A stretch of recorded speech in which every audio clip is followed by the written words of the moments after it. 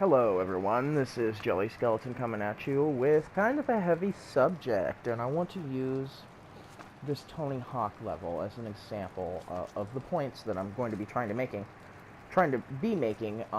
Anyways, without further ado, so Tony Hawk was a video game released for the PS1 back in the late 90s, and was a game very much reflective of its time. And it had a lot of different levels in it, including a mall. And you can see the mall here represented in the remaster that came out a few years ago. And you can see that it is a dying mall. Okay, so in the original game, this mall was not dying. This was a, air quotes, normal mall filled with storefronts, activity, people enjoying life. Now, you might ask, why is this significant? Well, the reason it's significant is because it's representative of many things. But, essentially, when the Tony Hawk games came out during the 90s, these games represented almost a hope for the future. The PlayStation 1 itself, you could argue, represented that hope. In that, well, it just seemed like in this new 3D era of gaming, that games were just getting better and better. You know, the future held limitless possibilities. You know, the general hope that we had for society back then. But keeping it to the example, the general hope of a better video game, right? Well, here we are, fast forward almost 30 years later, and they're remaking so many of these older games.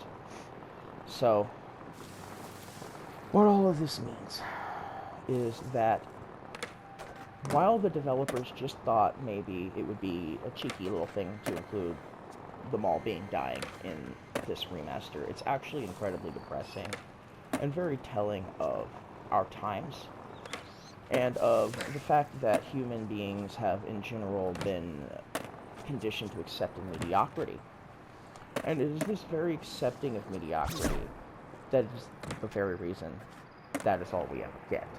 Both entertainment media, our standards of living, what have you. There are many people of the younger generation where their favorite media is media from my time, and I'm a 90s kid. I'm millennial, 35 years old, cranky ass old man, remembering a time when life wasn't so bad. So, people back then could afford malls. They could afford the minor luxury that going to a mall meant, be it going out to eat, be it going to buy a new pair of shoes, be it going to buy some trivial, insignificant trinket. It doesn't matter. Nowadays, people are lucky to be able to afford to buy a shitty Wish knockoff online, right? And all of these companies, Wish, eBay, Amazon, they're all capitalizing on this, providing products with no storefront, less employees at a slightly cheaper cost, but it's all representative of a decline in quality. You no longer have the service of the customer, you no longer have the experience going to a storefront, and the economy is no longer being stimulated by these storefronts. All these very specific storefronts, not ones like Walmart that sell everything, that can stand the test that this represents in our culture, but specific storefronts that are dying and becoming, relics. And the malls are where this is most obvious, because malls are collection of storefronts. But this is certainly not just limited to malls. Small businesses suffer, but even medium-sized businesses. Let's take any random mall store. Let's just say FYE, right? Now, they pretty much just exist in malls. And large shopping plazas, but we'll say mostly malls. This company, yes, they have money. Obviously, they've got multiple storefronts across probably multiple countries, but they're not on the level of, say, Walmart or McDonald's or some other company that can afford to have its own storefront. These are all companies that are going to die. These are all companies where there no longer can be providing stimulus for the economy, no longer can be providing employment. And all of this is more the fault of your average citizen than you would think. Yes, it is the fault of these greedy corporations trying to minimize us as humans and cut as many costs as possible without giving a shit about quality. Because the humans have proven, time and again now, for about the past 20 years, that people will continue to buy things regardless of their diminishing quality. And me being a 90s kid, and even when I was younger, I had enough, I guess, observing abilities to realize what the whole cause of all of this is, right? And that is the writer's strike from the early 2000s, when most of the writers went on strike. All these companies need to still continue to be producing movies, TV. This is when reality TV started becoming popular. And you just got to put yourself in the perspective of a CEO. You're trying to make as much money as possible, right? You realize, just due to the circumstances that pop up, you don't have to put much money into a product in order to see that product be financially successful. And reality TV proves that. There's barely any budget, and it's immensely successful. Well, it wasn't long before all these other companies that produce various forms of media started catching on to this.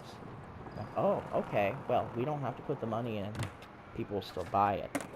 And it's one of those things where it's like the frog in a boiling pot of water analogy, right? Like, most people, when they started accepting mediocrity, it was so minuscule, teeny tiny, something you don't notice.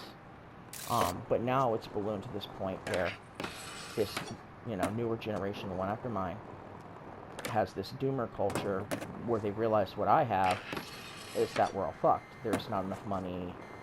There's not enough jobs. There's like everything is screwed. You cannot have a prosperous life. You cannot afford a house. You cannot afford a family. You cannot afford even the small, minuscule luxury of going and getting a fucking pretzel from a food court at a mall.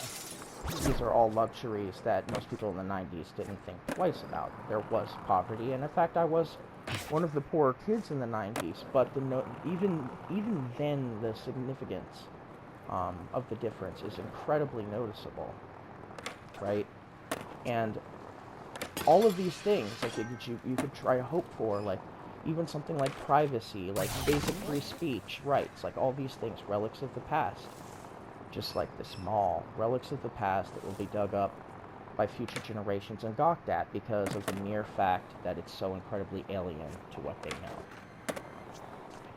Something I realized a couple of years ago, working at a small business, and everyone working there was severely underpaid, myself included. I knew more about what I was doing than the owner of the store. It was a pet store job. He would come to me to ask questions. I got paid minimum wage, and that's when I had a realization.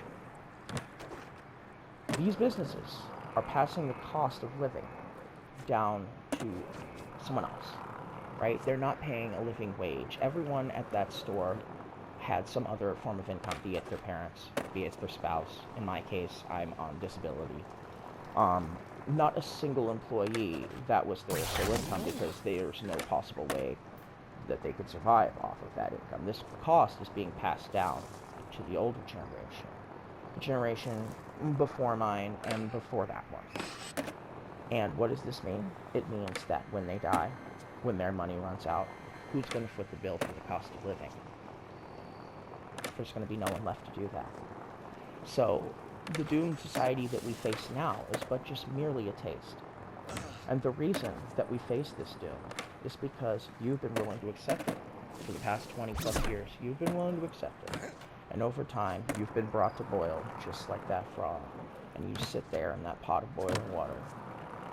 And most people don't even think of things like this, to bring up this, to talk about these subjects. Like, how many people do you think played this Tony Hawk game and thought to themselves, well, what does this level, being a dying mall now, represent about our society? And what it actually represents is a very, very ugly series of truths. The designers of this game likely didn't think twice about including this dying mall. Just a little tongue-in-cheek jab at modern society. But what them actually including it means is significant. They didn't think twice about it. they were brought to a boil, just like we all were. Brought to that boil, and now something like this, something as honestly horrifying as this, tongue-in-cheek little joke to insert into a video game. Like, what does that say about society? What does that say about you? What does that say about me? What does that say about our complacency? What does it say about the fact that the cost of living is 250% more than it was during the 90s, but our pay increase is like 20%? What does all of this say? What does this dying mall all really represent in the end? It represents the decay and decline of society, of capitalism, and of our way of life as we know it. My generation gets this extra special version of existential horror in that we got to see the height of civilization, and now we get to watch it fall.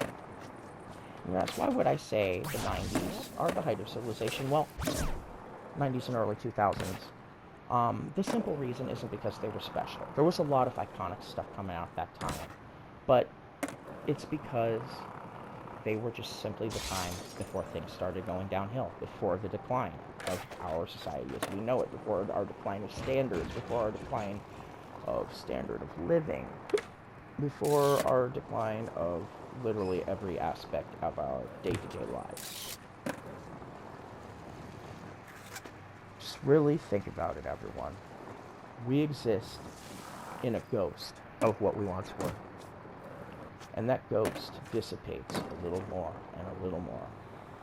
But we're going to eventually reach a point where we look back at this time, and it will be a significant point in history. And the history written after it, if it continues in the way that it has been, people continue to keep accepting this mediocrity, never rallying for any form of change, and being focused on petty topics by manipulative companies that are using you against yourself. People, the only way that this will ever change is if we start waking up. If enough people start caring, if enough people start speaking out like me, if enough people can look at something like this level and realize its significance. Realize that the game that it is in was representative of hope for the future, of time when progress seemed inevitable, and represents that now that same game being remade with a lens 30 years in the future is decay. This has been Jelly Skeleton. Peace out, sit and spin, my friends.